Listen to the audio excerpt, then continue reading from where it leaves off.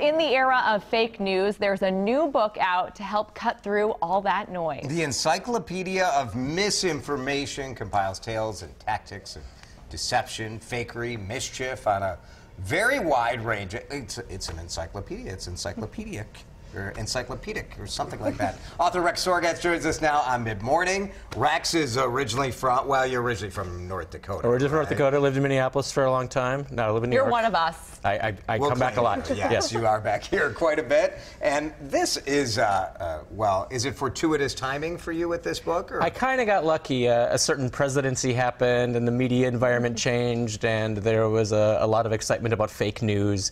And I was halfway through writing it when all of that hit, so I knew that it was going to be successful at that moment. Worked out well for you. Did. So why does misinformation seem to spread so easily? Is it because of the social media world that we're in? Yes. What do you think? Well, I think it's a matter of who do we trust in news. I think the idea of trust has always been there for 100 years or 200 years maybe in media. But I think the thing that's different with the invention of social media is that suddenly the value of where you lay trust shifted to your friends, or your family, or like your Aunt Lucy shared something, and suddenly you started to trust what she shared.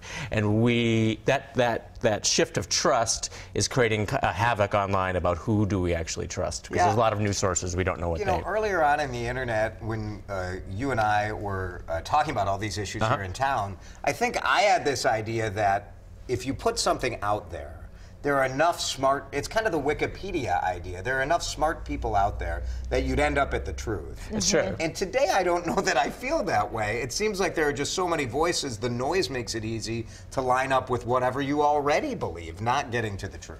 Yeah, I think that's true. There was a term in the early days of the internet called the wisdom of the crowds, which meant that eventually through a bunch of filters we would go, oh, the best information would rise to the top. And what we didn't count into that factor was all of the nefarious people trying to game the news and make money off of it and use it for ideological reasons. And that's the difference, is that we just expected everything to kind of filter through the system and work best stuff would work up, but it didn't happen that way, and there's a lot of people who have taken advantage of the system. And do you think people are seeking the truth, or do you think people are seeking out information that kind of backs up their own opinion? I think both. There certainly are people that they hear an issue and they want to hear the other side of it. Right, and I think that's a natural inclination, and I think that's good.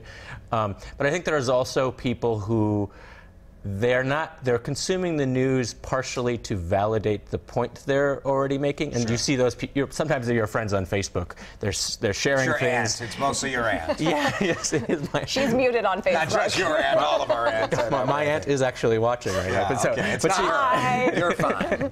But it's people who maybe there's a crazy story about Hillary Clinton, and they don't care if it's true. Right. They like sharing it because they are expressing their opinion about Hillary Clinton. Well, and the rest of us have to be on guard for that. Yeah. We're having this discussion about all the issues. The book is super fun. It goes through all sorts of things where you'll read it and say, I remember that craziness. So you can get your chance to actually talk to Rex about it. Exactly. Minneapolis St. Paul Magazine is hosting a discussion with Rex about the Encyclopedia of Misinformation tomorrow night at 7 at Finnegan's Tap Room and Brewery in Minneapolis. All you have to do is go to WCCO.com/links to RSVP. I'm sure it'll stir up a lot of great conversation. It'll be fun. Very good. Thank you so much. Thanks, and good Rex. luck with the book. Nice to see you.